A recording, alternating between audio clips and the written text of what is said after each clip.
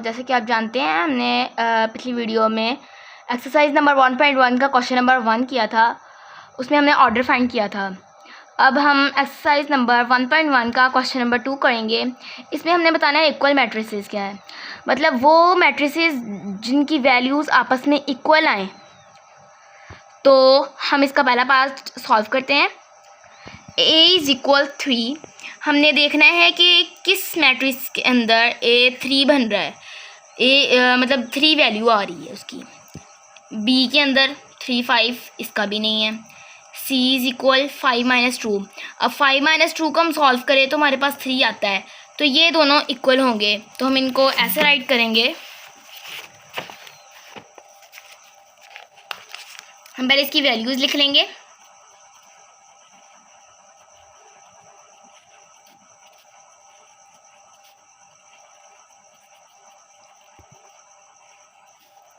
a की value को हम वैसे ही रिपीट करेंगे और c की वैल्यू को हम सॉल्व करेंगे। 5 में से हम 2 निकालें तो हमारे पास आएगा answer 3। Thus we can prove that at a is equal to c। इसी तरह ही मेरे पास नेक्स्ट पार्ट है इसका, b इज़ इक्वल 3 5। तो जो हमारे पास इक्वेशन सॉल्व हो गई है वो तो इसके अंदर आएगी नहीं, तो हमने c कहाँ हो गया है, तो हम आगे देखेंगे। d इज़ इक्वल 5 3, ये 3 5 है, उल्टा नहीं, हमने बिल्कुल 3 और 5 देखना है। e इसमें भी नहीं है, f भी नहीं, g भी 3 - 1, तो ये 2 बनेगा, इसलिए ये भी नहीं है।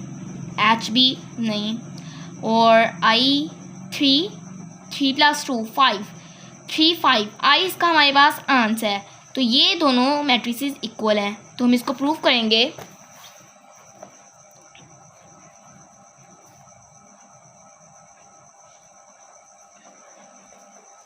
i is equal to 3 3 + 2।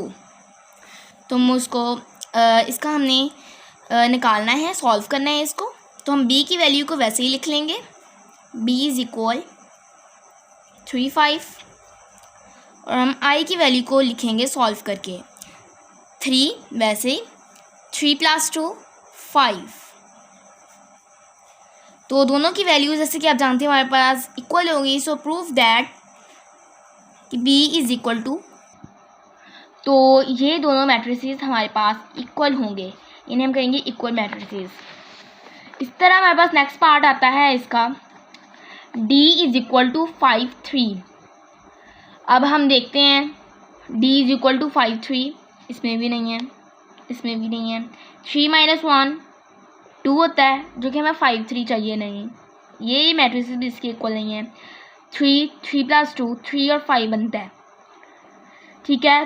तो जो कि हमें चाहिए इसका 5 3, इसलिए ये भी नहीं है। 2 + 2 ये भी नहीं। तो हमने देख लिया जैसे कि किसी में इसका आंसर नहीं निकलेगा, तो हम इसको ऐसे एज इट इज़ ही लिखेंगे that d is equal to 5 3, d is not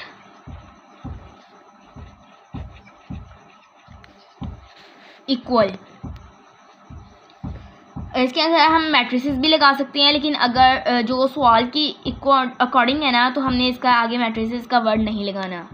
तो इसी तरह इस सवाल को इसी तरह ही हमने सॉल्व करना है। अब हम चलते हैं हमने नेक्स्ट पार्ट की तरफ, जो कि है हमारे पास e इज़ इक्वल 4 6 0 2। अब हमने अपनी वैल्यूज़ में चेक करना है कि e किसके इक्वल आएगा। f की इक्वल भी नहीं है। 3 - 1 2 3 + 3 6, ये भी नहीं है। ये देखें, ये दोनों इक्वल है, आगे भी 3 3, ये भी नहीं। 2 + 2 4 2 2 - 2 2 + 0, तो 2 + 2 4 हो गया, 4 2 6, 2 में से 2 निकाले तो 0 और 2 + 2 0 2 हो गए। तो ये तीनों मैट्रिसेस जैसे कि हमारे पास इक्वल आ रही है। तो आप लोगों ने इसमें ये बिल्कुल कंफ्यूज नहीं होना कि अब हमने इसमें क्या करेंगे, कि कैसे सॉल्व होगा। इसे हमने तीनों को ही सॉल्व करेंगे, ये तीनों हमने इक्वेशन सीखनी है। e is equal to 4 6 0 2, h is equal to 4 6 0 2 and j is equal to 2 plus 2 2 plus 4 2 minus 2 and 2 plus 0। तो अब हमने जे वाली वैल्यू को हमने सॉल्व करना है क्योंकि ये हमारे पास सॉल्व पर ही है, तो हमने इनकी वैल्यूज़ वैसे ही पुट कर लेनी है। e is equal to 4 6 0 2, h is equal to 4 6 0 2। अब j की वैल्यू को हमने सॉल्व करना है।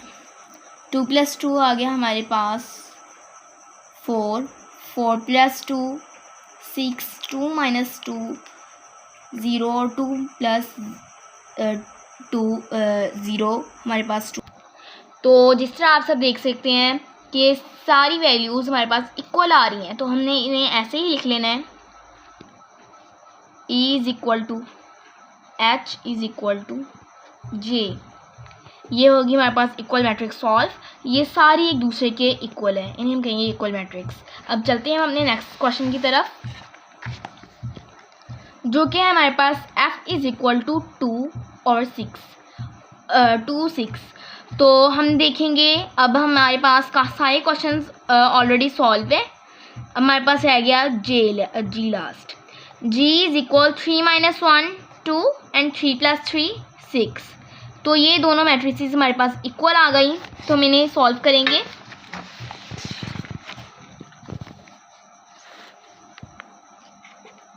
f is equal to 2 6, g is equal to 3 minus 1 3 plus 3। अब हमने g वाली वैल्यू को करना है हमने सॉल्व। तो f की वैल्यू हम ऐसे लिख लेंगे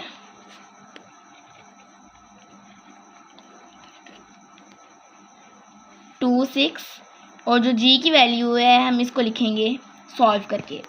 3 minus 1 आ गया हमारे पास 2, 3 plus 3 6। तो ये देख सकते हैं आप लोग कि ये दोनों मैट्रिसेस इक्वल मैट्रिसेस हैं। ये दोनों इनकी इक्वेशंस हमारे पास इक्वल आ रही हैं, तो हम इन्हें प्रूव करेंगे। f is equal to g, ये हमारे पास हो गई इक्वल मैट्रिसेस।